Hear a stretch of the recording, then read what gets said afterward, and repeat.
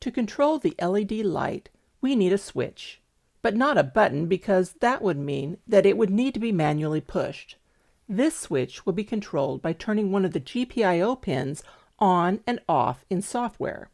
In turn, that pin will switch the LED on and off by opening and closing the circuit using a transistor.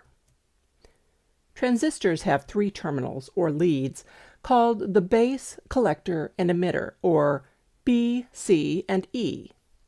The basic idea when using a transistor as a switch is that when there is no voltage and current applied to the base, it looks like there's an open circuit from the collector to the emitter. The transistor in this case is operating in the cutoff region and is fully off. However, when there is voltage and current applied to the base, the circuit closes as though it were a straight connection. The transistor in this case is operating in the saturation region and is fully on. A common NPN bipolar junction transistor is used for this purpose. Transistors have a lot of uses that are beyond the scope of this small introduction, but you'll need to know some of the terms as you look up values in the data sheets. The voltages between each terminal have subscripts that describe their relative locations, and the currents also have subscripts. VBE is one we'll need in our calculations. Another important value to look for is the gain, called beta, or sometimes labeled HFE. This is the ratio of the collector current to the base current. Assuming that the switch transistor for this circuit is a common one, such as 2N2222A or equivalent, we can look at the datasheet and find the values we need.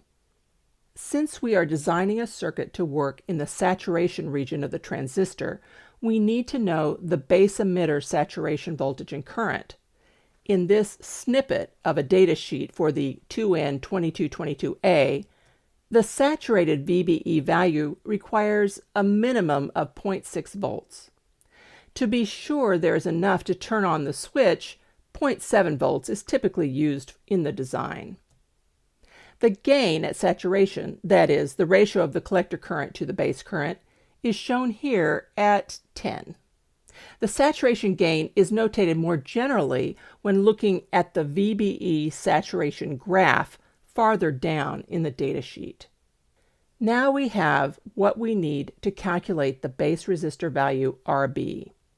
Using the sum of voltages in the loop, which is Kirchhoff's KVL law, the voltage across the resistor is the supply voltage from the GPIO minus the VBE saturation value. To get the resistance with Ohm's law, divide by the current. Working through the equation, the design value for RB is 1300 ohms. All right, let's build the circuit.